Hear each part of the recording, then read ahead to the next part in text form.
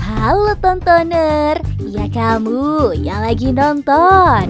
Ada tontonan baru nih buat tontoner. Coba-coba, hari apa yang nakutin? Hari mau gelap. Hehehe. Yuk, kita kasih sebuah kisah di mana ketika itu apapun menjadi hal yang tidak boleh dilanggar di dalam sebuah kegelapan. Sebelum lanjut, hayu, yuk gerak, subscribe, like, comment, and share tontonan kita di Cerita ID. Dengerin cerita yuk. Malam hari memang sering dijadikan sebagai momen yang identik dengan rasa takut, ngeri, serta banyak larangan. Dan kegelapan pun sering disimbolkan sebagai saat-saat munculnya kejahatan, setan, bahkan manusia jadi-jadian.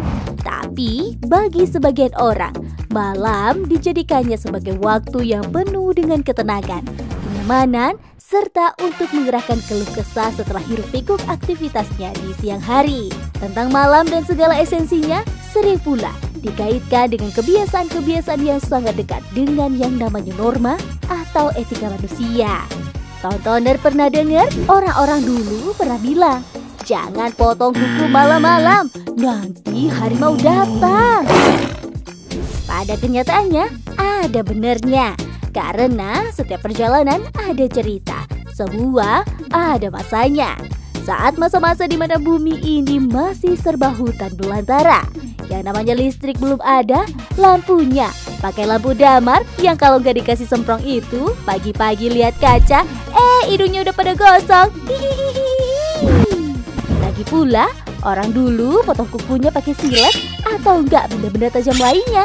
Jadi kalau potong kuku gelap-gelapan, ntar yang kepotong jarinya deh, bukan kukunya. Itu kan berbahaya. Apalagi yang masih tinggal dekat hutan atau di tengah hutan. Kalau luka dan berdarah, takutnya darah itu bisa tercium oleh harimau.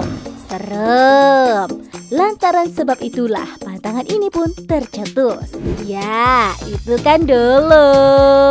Kalau di zaman modern seperti sekarang, serba listrik, teknologi canggih. Kira-kira kalau potong kuku malam-malam di bawah lampu yang terang benderang kayak sekarang, bisa luka nggak ya tontoner?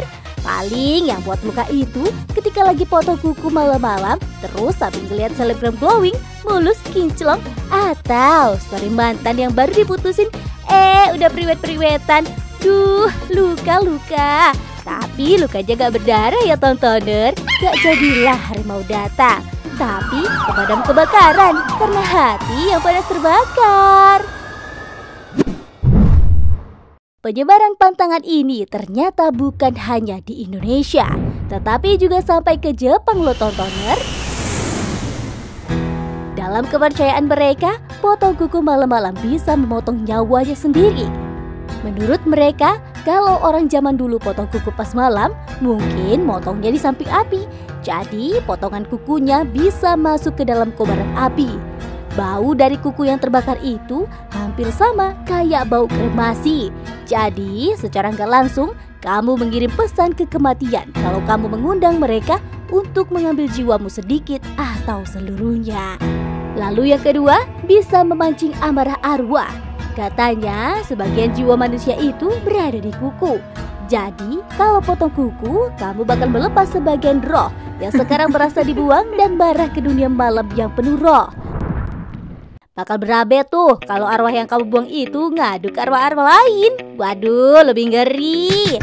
Potong kuku aja sampai bawa-bawa kematian, roh dan arwah. Padahal potong kuku kan merupakan hal yang baik untuk menjaga kebersihan demi kesehatan.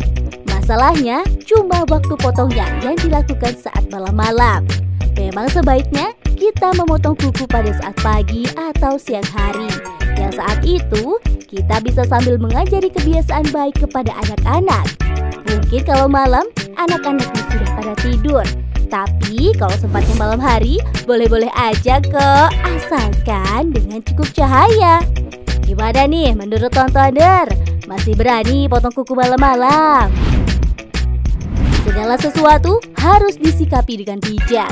Jangan sedikit-sedikit emosional dan baperan. Masa iya sih begitu aja bisa gini?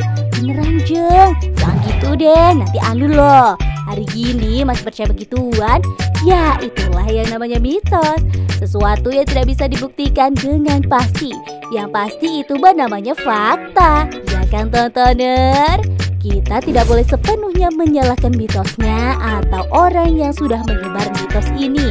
Ini adalah sebuah kepercayaan yang diwariskan secara turun-temurun. Di tengah pengetahuan yang terbatas, mereka masih memikirkan nilai-nilai kehidupan dengan cara unik loh. So, kita kembalikan ke tontoner masing-masing ya.